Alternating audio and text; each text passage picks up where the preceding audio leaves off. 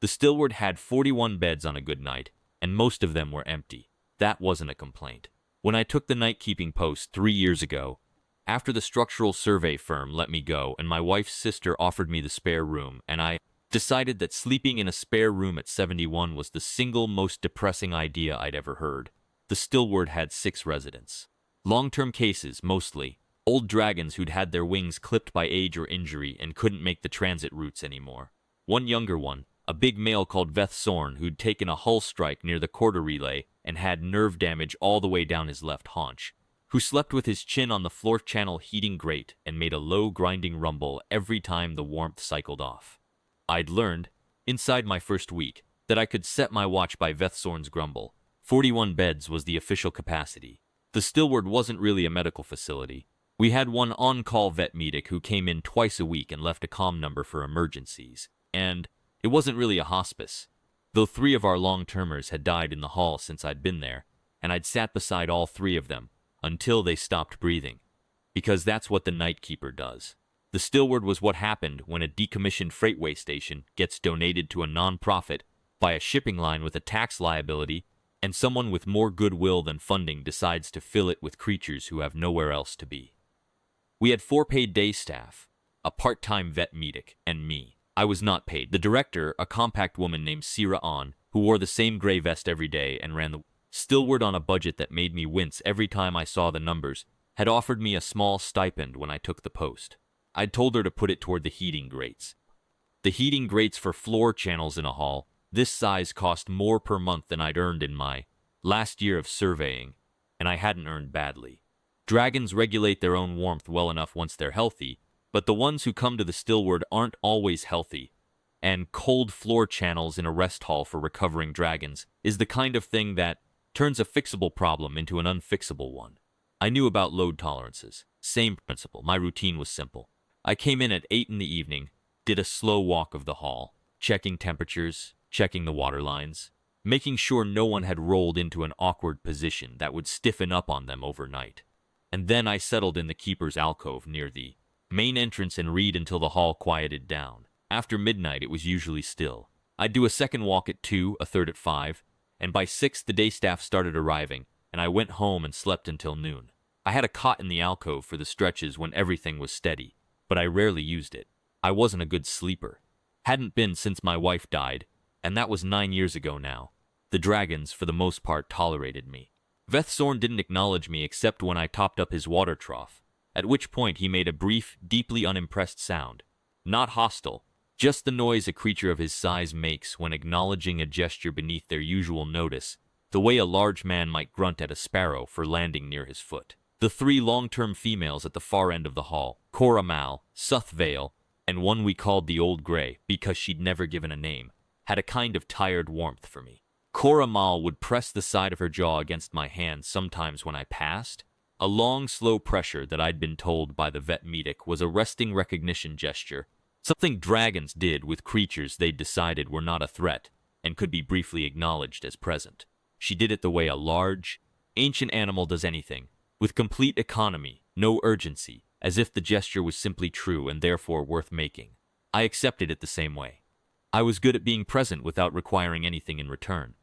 That was, I think, the only qualification the night-keeping post actually needed. Velketh arrived on a Tuesday. I wasn't on duty. It was mid-afternoon, and Siraan called me because the situation was unusual and she wanted a second set of eyes before she made any decisions. I drove the 40 minutes to Kareth Station outer ring in the light rain and found the rest of Hall's landing apron hosting a single young dragon who was sitting in the geometric center of the concrete pad and not moving. She was adolescent, not a hatchling, not fully grown. Her wingspan in that folded, dropped posture looked perhaps 9 meters tip to tip, which the vet medic later confirmed was roughly 2/3 of what she'd eventually reach. Her scales were copper bronze, the kind of color that catches morning light and goes almost gold. And she had a darker ridge running from the crown of her head, down the back of her neck, deep brown, nearly the color of old teak, and her eyes were amber, large, and entirely unfocused. She wasn't looking at anything. She was just sitting, wings slack, tail curled loosely around her right foreleg, and she hadn't moved since the freight dockhand had spotted her on the apron 4 hours ago and called it in. Siron stood next to me on the apron and said, in the voice she used for things that didn't have a clean answer, no ident tags, no flight line beacon, nothing in the registry for a juvenile matching her markings in any of the last 6 transit manifests. She come in on a freighter? No manifest listing. She may have come in on a departing ship's bowwake and held on. Siron paused. Or she followed something. I looked at the dragon for a while. The light rain was hitting her scales and running off in small, clean rivulets, and she wasn't reacting to any of it. Her eyes blinked, slowly, irregularly, not the steady rhythm of a sleeping dragon, but the disconnected blink of something that isn't tracking its environment. She was present in the basic biological sense, and nowhere else. She's grieving, I said. Siron didn't answer right away. That's not a veterinary diagnosis. No, it's not. I studied the dropped wing angle, the way her neck was carried. Not low like a sick animal, but like something that had simply run out of reasons to hold itself at any particular height. She lost someone. Recently, I'd guess. Something she was following. We spent 2 more hours trying to get identification. The Stillward's vet medic, a young woman named Dara, who handled everything from scale infections to grief states with the same brisk competence, came out and did a physical assessment. Healthy, physically, mildly dehydrated, no wounds, no parasites, wing membrane intact, heart rate and respiration within normal range for a juvenile in a low arousal state. She's not sick, Dara said, pulling off her gloves. She's shut down. I've seen this in young ones who've lost a bonded elder. Usually they come out of it in a few days when they reconnect with their flight line. And if the flight line doesn't come, Dara looked at the dragon, then it takes longer. We moved her inside that evening, or rather, she moved herself when Siron and 2 of the day staff very gently gestured her toward the open hall doors, and she followed the gesture with the slow, compliant shuffle of something that had decided it didn't care where it went. She took the large floor bay in the northeast corner, which had the best morning light through the louvered panels, and she folded herself down onto the stone and lay still, and that was that. She didn't eat that night. The vet medic left a large tray of protein ration, the standard mix we used for recovering residents, and in the morning it was untouched. I came in for my shift at 8, and did my first walk of the hall and stopped near her bay, and looked at the untouched food and then at her. She was lying exactly as she had been when I'd left the previous evening, as far as I could tell. Her eyes were open. She was looking at the wall. I went back to the keeper's alcove. I thought for a while. Then I picked up my chair. It was a plain folding chair, galvanized steel, the kind that costs almost nothing and lasts indefinitely. And I carried it to the entrance of her bay and set it down about 3 meters from her, and sat in it. I didn't say anything. I had a copy of the old Kareth Station structural load assessment that I'd been meaning to reread for a project I'd abandoned 6 months ago, and I opened it and read it, and she lay there, and that was the first night. She didn't acknowledge me, didn't move toward me, didn't move away, the occasional slow blink. Once around midnight, her tail shifted, a small involuntary curl, the kind of movement a sleeping creature makes without waking, and then stilled again. I noted that as a small good sign, the way a surveyor notes a settling crack that hasn't propagated. Not fixed, but not getting worse. I went back to my structural assessment. At 2, I did my hall walk. At 5, I did another. At 6, I went home. On the second night, she still hadn't eaten. Dara stopped by in the afternoon and reported this to Siron, and left a note in the Stillward's log that said, carefully, that we should monitor the situation, and if she hadn't taken any nutrition by day 5, consider whether intervention was warranted. I read the note when I came in at 8. Then I picked up my chair and went and sat in her bay again. This time I talked, not to her exactly. I wasn't sure she was tracking language. She might have been. Juvenile dragons generally manage basic comprehension well before they're fully grown, but I didn't want to pitch my voice at her, like I was trying to get a response. I just talked the way I talk when I'm alone, and thinking through a problem, which is how I spent most of my adult working life, narrating quietly to the empty air. I told her about the Kareth load assessment. It was a structural survey done 30 years ago on the freight gantries at this same outer ring station, and some of the load calculations were based on assumptions about material fatigue that we now knew were about 15% optimistic. Not dangerous. The gantries had been replaced twice since then anyway. But interesting if you cared about the way engineers in that period thought about time and stress and what a structure would look like after decades of use. I cared about that sort of thing. I'd spent 40 years caring about it professionally, and I didn't stop caring about it when I retired. Caring about how things hold together over time is not a professional habit.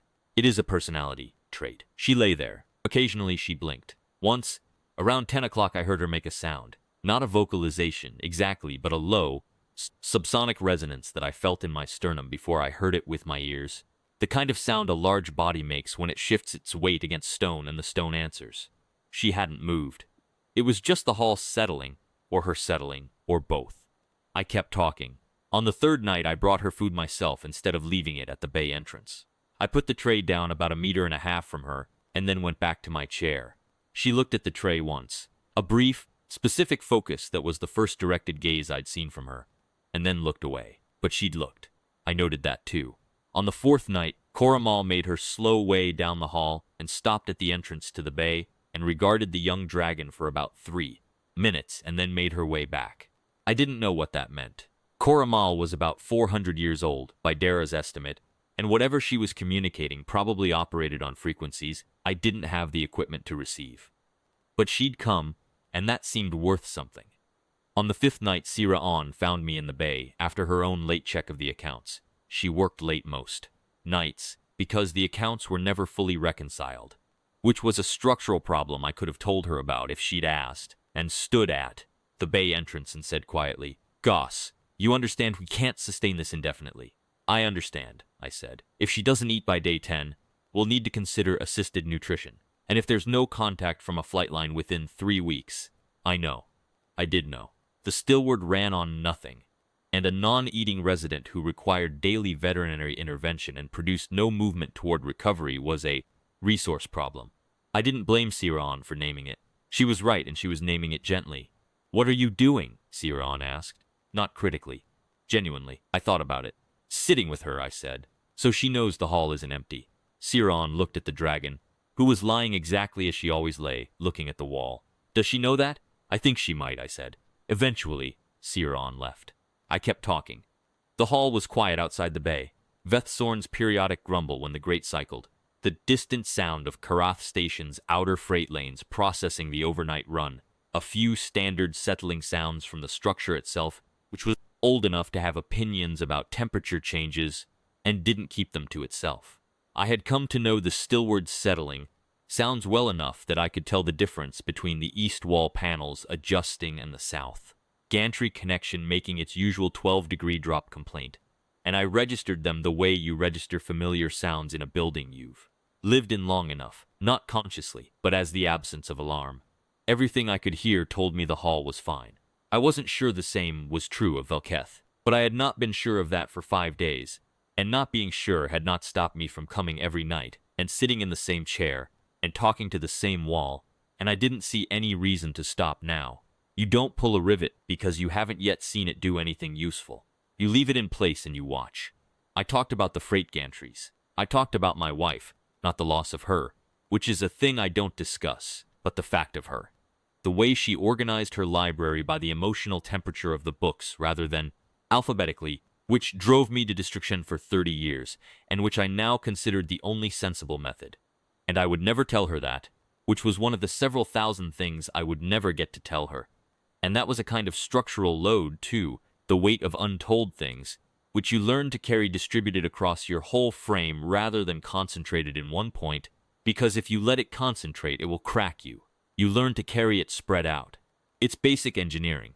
I talked about the survey work, about a specific job on a relay station near the Veth Belt 22 years ago, where I'd spent 3 weeks alone in a crawl space, the size of a narrowboat running load tests on riveted joint sections that the station's operators had been ignoring for a decade, and every night I'd eaten ration packs and listened to the station breathe, the metal contracting and expanding with temperature cycles, the micro-movements of a structure that was old and tired but still stubbornly holding. There was something about that job I'd never quite shaken, the sense that the structure wanted to be understood, that it was not indifferent to being seen. I don't know why I told her that. It came out, the way things come out when you talk to someone you don't expect to answer. On the 6th night she moved. Not far, she shifted her position from her left flank to her right, which meant she was now facing the interior of the bay rather than the wall, which meant she was facing me. She did it in the slow, deliberate way large creatures move when they don't want to appear to be doing anything. Intentional. and she settled with her chin on her forelegs, and her amber eyes pointed more or less in my direction, though not quite meeting mine. I didn't react. I went on reading. I was on to a different report now, a fatigue analysis of the Karath outer ring loading bays from 8 years ago, and I read it aloud in the same even voice I always used. Not performing, not projecting, just reading. On the 7th night, she was already facing me when I arrived. On the 8th night, I moved the chair about a meter closer without making a production of it, and she watched me do it with those amber eyes and made no sound, and I sat down and opened my report and started reading, and after about 20 minutes I felt, not heard, felt, in my ribs and hands, a very low vibration coming up through the stone floor. Not the hall-settling resonance from day 2, something slower and more deliberate, regular. She was humming, not a distress sound, not a warning sound. Something else, a subaudible bass rhythm felt more than heard, the way very old structures communicate their condition if you have learned to listen with your body as well as your ears. I kept reading. She kept humming. After a while, I found my voice had dropped to match the pace of the rhythm, reading slower, and I let it do that. On the 9th night, the tray I left was half empty in the morning. I said nothing to Sierra on about this specifically, but she read the log and came and found me at the end of my shift and nodded once, and I nodded back, and that was the whole conversation. On the 10th night, she ate while I was there. Not from my hand. She turned her head and simply ate from the tray, direct and without ceremony, and when she finished, she lay back down and went on humming. I went on reading. On the 11th night, she moved the tray herself, with one careful forepaw, until it was closer to my chair. I considered this for a moment, and then repositioned the chair, very slightly, so we were both comfortable with the arrangement. I had been reading the same water system assessment for 3 nights running, not because it was so complicated, but because I kept stopping on the same section about pressure equalization across branching supply lines, the mathematics of keeping flow consistent when the load on any individual branch changes. Structures don't deal well with sudden redistribution. The adjustment has to be gradual, built into the design, accommodation worked in at every joint, every branch, every valve. I found I was thinking about that more than I was reading it, and the thinking was useful in a way the reading wasn't, exactly, but the reading was the excuse for the thinking, and I needed both. On the 12th night, Sooth Vale came.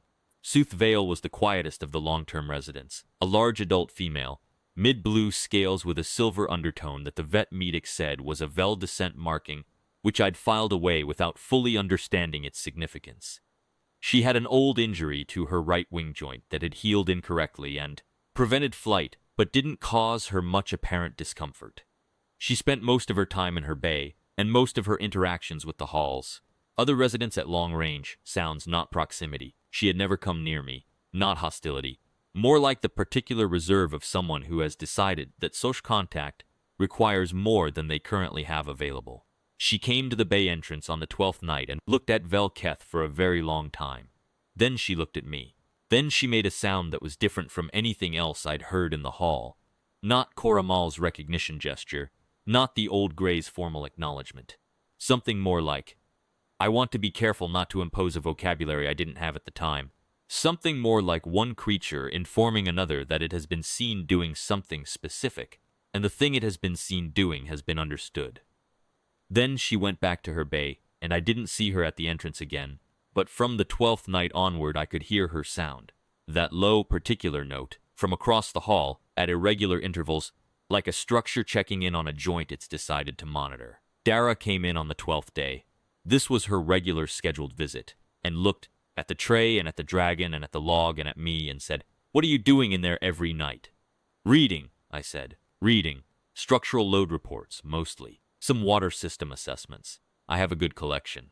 Dara made a note in her log. I couldn't see what the note said. I suspected it was something along the lines of, resident is eating, nightkeeper is eccentric, status stable. On the 13th night, Velketh. I had by then started thinking of her as Velketh, which was not a name I'd been given, but a name that arrived in my mind fully formed in the way that names sometimes do. And I had told no one, because I was aware that naming a dragon in your care without authorization from their flight line is the kind of thing that sounds strange if you say it aloud.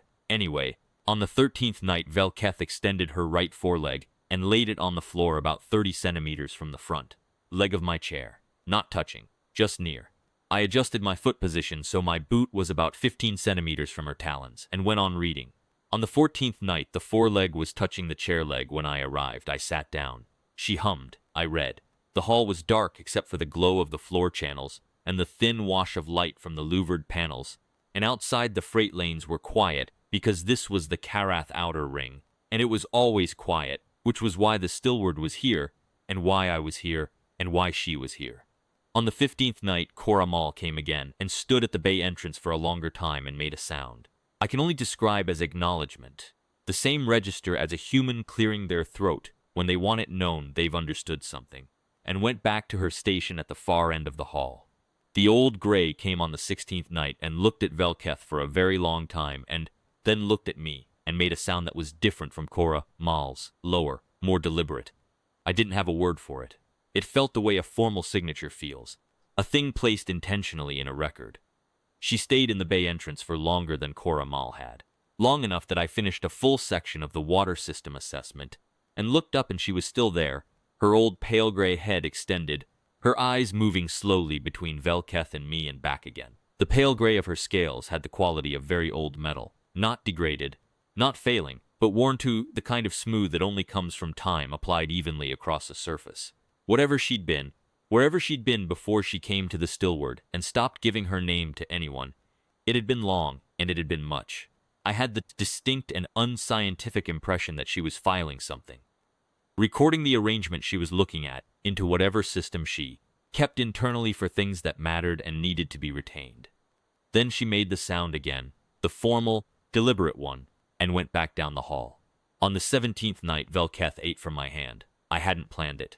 I had the food on the tray and was offering a piece toward her as I sometimes did, close enough that she could reach it without moving far. I'd been doing this since day 12, not pushing, just offering, and on the 17th night she took it. Her teeth were precise and careful, and her breath was warm in a way I hadn't expected, a dry mineral warmth like sun-heated stone, and her amber eyes were focused fully on me for the first time, actually focused, tracking, present. I gave her another piece. She took it. I kept reading after that, and she kept humming, and I will not pretend that I was entirely composed, because I was not, but I was quiet about it, which is the same thing for practical purposes. On the 18th night, she pressed the side of her jaw against my shoulder. She had to fold herself down to do it.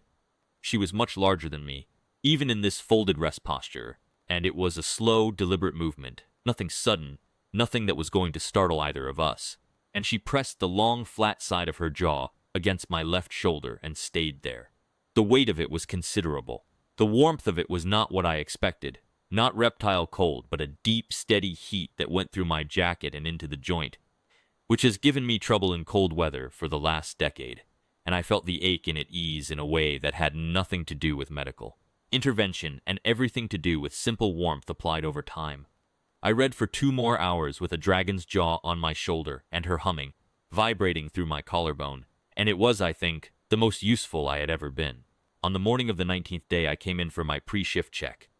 I'd started coming in early, around 5, before the day staff arrived, and found Velketh standing in the center of her bay, not lying, standing, head up, wings tight folded but not slack, the alert fold, the ready fold.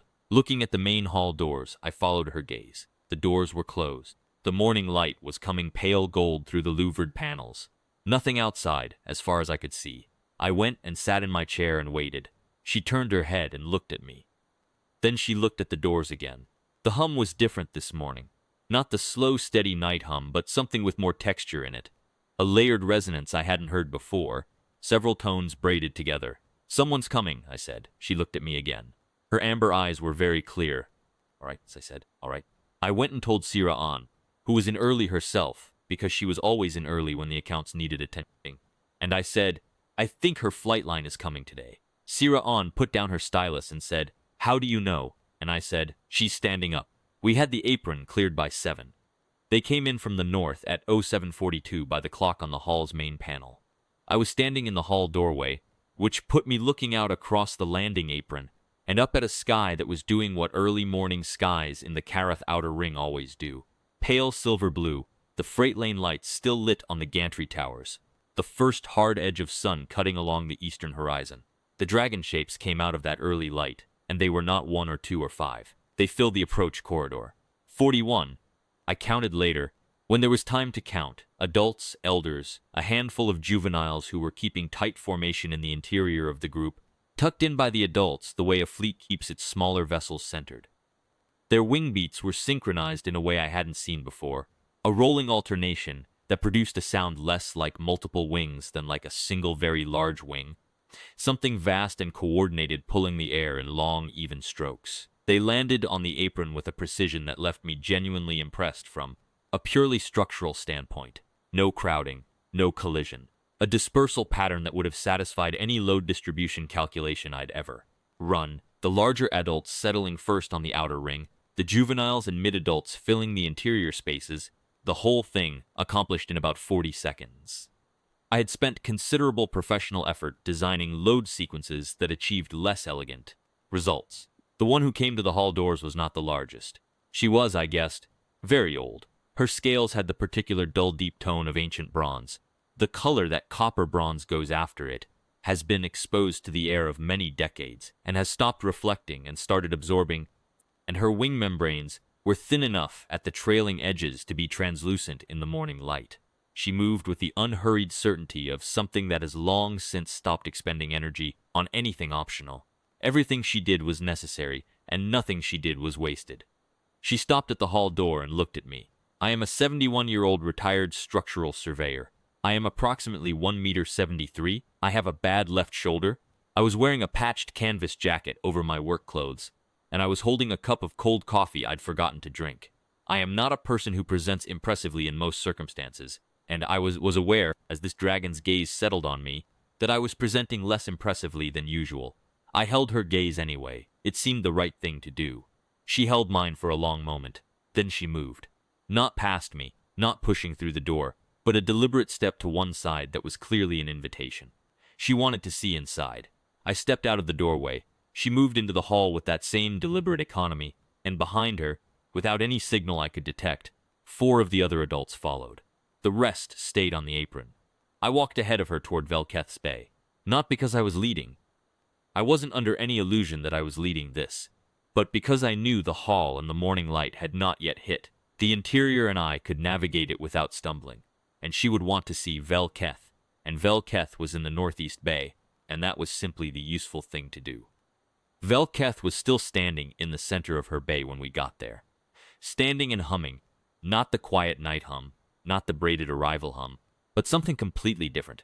A high clear tone that cut through the hall's ambient sound, the way a tuning fork cuts through background noise. Something very specific and very directed. The old dragon stopped at the bay entrance. I stopped beside her to her left, which put me at approximately the level of her shoulder joint. She was perhaps twice my height at the shoulder, and I was standing close enough to feel the heat radiating from her scales. The heat was considerable and smelled of warm stone and something older than stone, something that didn't have a name in any system I'd worked in. She looked at Velketh for a long time. Then she looked at me. I wasn't sure what I was supposed to do. I had no protocol for this. I had a cup of cold coffee and a structural load report in my jacket pocket and 19 nights of sitting on a folding chair talking about riveted joint sections, and none of that had prepared me for whatever this moment required. I said, she wasn't alone. It came out very flat and simple. I hadn't meant to say anything. It arrived the way things arrive when you stop trying to calculate the right answer and just respond. The old dragon's head moved. Not a nod. Dragons don't nod. But a slow downward incline of the neck, a deliberate lowering that brought her head to a level roughly even with mine. Her eyes were not amber. They were a deep, dark gold, the color of old resin with light inside it. And they were looking at me with a focus that was entirely different from Velketh's unfocused grief. Gaze and entirely different from Vethsorn's dismissive gruntin look, and entirely different from anything I had a word for. She held that position, head level with mine, eyes on mine, for long enough that I became aware of my own heartbeat, which was steady, slower than you'd expect. Because I am a man who has sat beside dying creatures in the dark, and learned not to be frightened by silence and wait. Then she spoke. Not in a language I had full access to. Dragon speech is a physical event as much as an auditory one. Frequencies that carry meaning, in ranges the human ear doesn't fully receive, harmonics that modify the primary tone the way overtones modify a note from a large brass instrument, and it requires a translator for the full semantic content. But the word, she said, the primary frequency core of it, the part that landed in the range I could hear, was a sound I will try to render an approximation. Keth Morasol. I know enough basic Vorath line speech to know what Mora means. It means keeper. It means the one who holds the thing steady. I know what Sol means. It means the one who stays. I didn't know what Keth was. I know it now. I've since been told it's an honorific of lineage adoption, the formal particle the Vorath line uses when naming someone into a flight. But I felt the weight of it even before I understood the mechanics. The same way you feel the weight of a loaded structure before you've run the calculation. The weight is real before the number exists. Velketh made a sound from the center of her bay. It was a response, a short, clear tone that I recognized from the context, the way you recognize an answer in a conversation, even in a language you don't fully speak. The 4 adults who'd entered behind the old dragon moved. They moved into the hall in 2 directions, 2 toward Velketh, 2 toward me, and the ones who went to Velketh pressed against her flanks and made low sounds while she pressed back, and the 2 who came toward me stopped about a meter away and looked at me with the same focused attention the old dragon had used, except in these 2 it was combined with something that was harder to name. Not scrutiny. Something more like the way experienced structural engineers look at a joint that has been holding under load for a long time without being designed to do so. Recognizing something that has done its job without anyone telling it to. Then the old dragon, whose name, I learned later, was Vorath male, which in the Vorath line dialect means something approximately equivalent to the oldest voice, still speaking, turned her head toward the open hall doors and made a sound that was felt by every creature in the stillward simultaneously, myself included. It was not loud. It was simply large, in the way that a structure is large, occupying all the available space, leaving room for nothing else. From outside, the sound of many dragons moving. They came into the hall in groups, not rushing, not crowding, the same precision I'd noted on the apron, and they filled the rest hall with a warmth that the floor channels had never quite managed. 20 adults taking their positions in the open bays. The juveniles staying near the center, where Velketh stood between 2 adults who had her flanked. The old gray, who had been watching from her station at the far end of the hall, made her acknowledgement sound and then, in a gesture I had never seen her make in 3 years, extended her neck toward the approaching flight and held it there for a full 5 seconds. An old resident of this hall-making room, recognizing something, I filed that under things I would think about for a long time. Koramal pressed the side of her jaw against my hand as I passed. She held it there longer than usual. I got that my folding chair from Velketh's bay. The adults had arranged themselves around the bay's perimeter and left the center clear, and Velketh was in the middle of them, with her head up and her scales bright. And I carried it back to the keeper's alcove and set it down and poured the cold coffee out and put the kettle on. The hall was full. Every bay occupied, or near enough, and the warmth was extraordinary. A living warmth. Not the mechanical warmth of the floor channels, but the aggregate warmth of many large living bodies in an enclosed space, a temperature the old building held without complaint, because it was, as I had occasion to know, structurally sound. Sierra On came and stood beside me in the alcove doorway. Gosh, she said. I know, I said. That's 41 dragons. 41 residents on the log, yes. We have capacity for 41, theoretically, I know. The heating grates won't be needed, I said. They're generating more warmth than those grates ever did. You might actually need to open the louvres. I looked at her. I'd check the load bearing on the south wall panels before you fully open the landing approach side. The gantry connection points on that side have. Gosh, she said. Yes, what just happened? I thought about it. A flight line came for one of ours, I said, and they decided to stay for a bit. Vorath Mail came to the alcove entrance before noon. I was on my 2nd cup of coffee, proper temperature this time, and she filled the entrance the way a large ship fills a berth, completely, without aggression, simply by being the size she was. She looked at me for a moment and then made a lower, quieter sound than the hall-filling one from before. This one was directed. This one was for me. The stillward's on-call comm connected me with a translator service in 14 minutes, which is frankly impressive, given that translator services for ancient Vorath line speech are not a high-demand item on the Karath Outer Ring. The translator, a young man who sounded like he was eating something while he worked, told me that what Vorath Mills had said was, approximately, "You kept the fire company while it was going out. Now the fire burns. The Keth Vorath line sees you. You are named Keth Mora Sol." "What does the Keth prefix mean?" I asked. A pause, some chewing sounds. It's a lineage particle. It marks adoption into a flight line. You'd say it like, she's telling her flight year of the Kethvorth now, in their reckoning. I thought about this. Does that have any practical implications? I asked. From their end? More chewing. Theoretically, yes. If a member of the Kethvorth line is in difficulty within reach of other members, the flight is obligated to respond.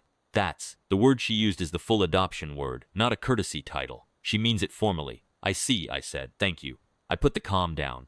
Vorth male was still in the alcove entrance. Her dark gold eyes were patient and entirely focused. I said, I appreciate it. I said it plainly, the way I say things I mean, but don't know how to make larger than they are.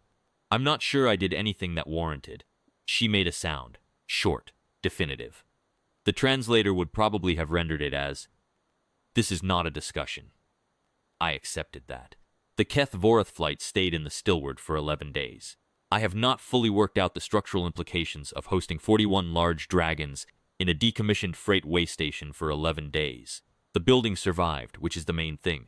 The floor channels ran at minimum setting the entire time because they were genuinely unnecessary. The food costs were significant, but 3 of the adult dragons departed on the 2nd day and returned on the 3rd with what I can only describe as a self-organized supply run. They brought back enough protein ration stock to supply the hall for a month, which they placed in the main storage bay with the kind of organized precision that suggested they'd done logistics before. Sira-On looked at the filled storage bay for a while and then went and sat down in her office, and I think she may have had a moment, quietly, in private, because she is human, and some things warrant a moment. The sound of 41 dragons in an enclosed space is nothing like the sound of 6. With our usual residents spaced across the hall in their separate bays, the hall had a sound I'd come to think of as the sound of separate silences held in proximity. Each resident generating their own quiet, their own breathing, their own particular frequency of existence, and none of these really combining. More like 6 instruments tuned to different keys, playing nothing in particular, filling the air with the fact of themselves without adding up to anything larger. With 41, the hall breathed. That's the only word that fits. The combined resonance of that many large warm bodies in a stone space produced something I could feel in my feet before I registered it as sound. A slow, encompassing pulse, like the hall itself had developed a heartbeat. It was not loud, it was total. I found I slept better in the alcove during those 11 days than I had in years, which was not something I had expected, and which I didn't examine too closely for fear of understanding something about myself that I wasn't sure I wanted to know yet. Velketh stayed close to me for those 11 days. Not always. She spent time with the flight, pressed against the adults, doing the long, quiet interactions that I understood were part of rebonding with a family she'd nearly lost. But every evening, around the time I would normally arrive for my shift, she came to the alcove and lay down outside it with her forepaw touching the doorframe, and she hummed. I read. We maintained the arrangement. On the 3rd day, 2 of the juveniles started following me on my hall walks. Just following. Not interfering, not getting underfoot, maintaining about 3 meters of distance and watching what I did.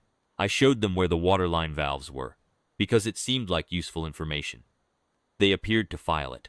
On the 5th day, one of them pressed its jaw briefly against my hand, same as Koramal, and then looked intensely in the other direction, as though it hadn't done anything.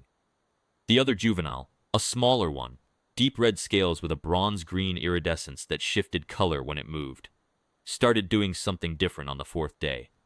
It began settling about 10 meters from the alcove entrance during my reading time and watching me read. Not reading along, it couldn't see the page, just watching the act of someone doing a quiet, repeated thing.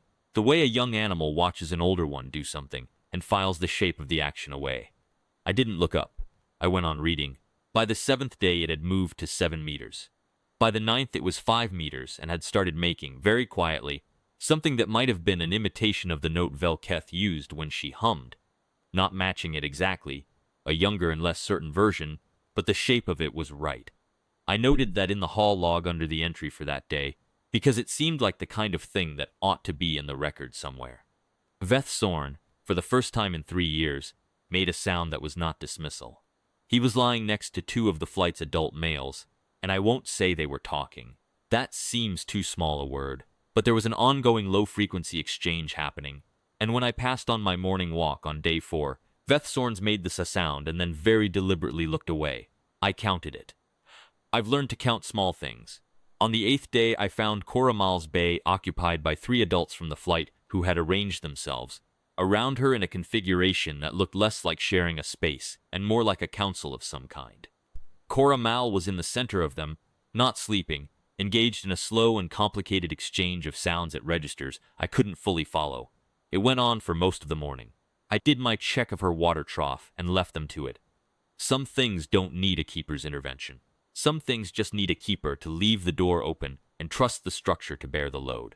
On the 9th day, the old gray died. She went the way she'd been going. Slowly, then suddenly, the way very old structures go. She was there in the evening, and she was not there in the morning in the way that matters. Dara came in and confirmed it, and I filled out the paperwork and we notified the registry. The Vorth adults who were in the hall at the time stopped moving for about an hour. They held their positions and made no sound, and it was the quietest the hall had been in 9 days. I held my hall walk until they were done, and when they started moving again I did my walk, and I stopped at the old Gray's bay for a moment, and I stood there. She'd been in this hall for 2 years before I arrived. She'd never given her name. Some things don't translate, and some things aren't meant to, and I know the difference. On the 11th day, Vorth Mail told me they would leave in the morning. The translator service was getting familiar with the call pattern by then. The young man didn't chew anything this time. What Vorth Mail said translated. The Keth Vorth flight departs at first transit light. Velketh goes with us. The still word is known to the flight. If we pass near, we will stop. If one of ours needs this hall again, they will know it. A pause in the original, which the translator rendered. You will find a flight is not a small thing to be named into. Another pause. Keth Morrisall, hold the fire steady. I thanked her. She inclined her head in that same deliberate not a nod she'd made on the first morning, at roughly the level of mine, and she held it there for 3 seconds. Then she went back to the hall.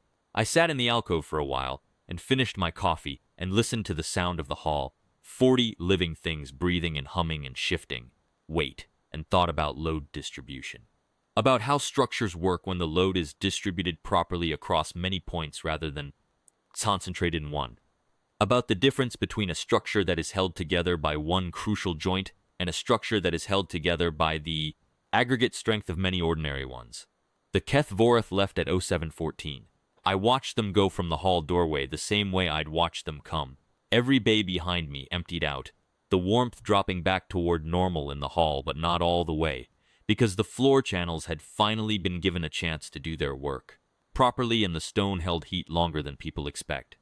They went in sequence, the larger adults first, lifting from the apron in a dispersal that reversed the precision of their arrival, the juveniles tucked into the interior of the formation again, the whole thing accomplished in the same economy of movement that seemed to characterize everything this flight did. I watched them gain altitude over the freight lane corridor and shift to their transit formation. A long, rolling arc that caught the morning sun along the leading edge of their wings, copper and bronze and red and gray silver all moving together, all angled the same way into the same corridor of air. I have watched a great many structures under load in my working life. I have never watched anything move like that. Velketh was the last one out. She stopped in front of me. She was at full height now in the open air, bigger than she'd seemed in the bay, wings still tight-folded, but the posture completely different from the day she'd arrived. No slack, no weight of something that had run out of reasons. She looked at me with those amber eyes, and she pressed the side of her jaw against my left shoulder, and she held it there for 10 seconds. The mineral warmth of her, the weight of her. I put my hand against the side of her jaw for a moment. The scale texture under my palm, smooth in one direction, ridged in the other, the way certain metals have a grain, and the deep warmth of her, steady and constant, the warmth of something that had found its way back to being fully alive. I kept my hand there for 3 seconds, and then I took it away. She looked at me for another moment. Her amber eyes tracked mine with the full, present focus that was the complete opposite of the unfocused grief gaze of 19 days ago. And I held them, and I didn't say anything because there wasn't anything to say that would fit inside the available space. Then she stepped back and extended her wings. The full span, the first time I'd seen it, the copper bronze of them going almost gold in the early light the way I'd imagined they would. And she lifted off with the rest of her flight, and they went north into the freight lane corridor, and the sound of their wings faded. before I could quite fix the moment when it stopped. I stood in the doorway for a while after that. The apron was empty. The sky was clear. The freight lane lights on the gantry towers were switching off one by one as the morning pushed the ambient light up past the threshold, the automatic systems deciding that the darkness had receded enough to manage without assistance. I watched that happen. Each light going dark, the sky getting incrementally brighter in its absence, until the last one went out, and the apron was just a concrete pad in ordinary daylight, like any other morning. I went inside. Siran was in the alcove. She had the log open. She said without looking up, "I've been trying to figure out how to log 11 days of 41 unregistered dragons in the Stillward. Right, 41 temporary residents. Origin, Keth Vorath flight line," I said, "departed under their own capacity. Outcome, stable. And the supply stock they left, donated materials," I said. "Receiving organization, the Stillward," Siran wrote. Then she put the stylus down and looked at the hall, which was empty again in the way the hall was usually empty. Koramal and Veth Sorn and the remaining residents in their bays, the floor channels glowing their usual amber, the morning light coming pale and even through the louvered panels. "Goss," she said. "Yes. Go home and sleep." I looked at the hall. Veth Sorn was on his grate. Koramal was in her bay. The two bays that had been the old Greys and Velketh's were empty, and I would need to prep them for the next residents. Clean the channels, check the temperature calibration, make sure the floor stone was smooth and even. That was a morning's work. "I'll do the bays first," I said. Siran made a sound that was very close to what Veth Sorn would have made in her position. Not quite dismissal. Closer to. "Fine, but I know what you're doing." I got the cleaning kit from the supply room and went to the northeast bay first, Velketh's bay, and I ran the floor channel check and cleaned the stone and reset the temperature calibration and checked the louvered panels, which were in good order, and I stood in the empty bay for a moment in the morning light. The bay was the same bay it had always been. Stone floor, warming channel running along the east wall, the louvered panels letting in a long diagonal fall of morning sun that hit the floor about 2 meters, from where my chair had stood for 19 nights. The stone where she had lain was warmer than the rest of the floor. Not dramatically, not more than a degree or two, but I could feel it through my boot soles when I stood in that spot. Stone holds heat. You build a structure well and it holds what you give it. I noted the temperature differential in the log. Then I went and cleaned the old Gray's bay. Then I went home and I slept until 3 in the afternoon, which was the longest I'd slept in 9 years, and when I woke up I had a message on my comm from the translator service.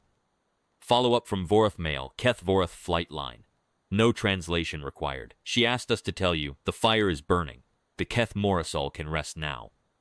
I made a cup of tea and sat with that for a while. Then I drove back to Karath Station, because my shift started at 8 and the floor channels wouldn't check themselves.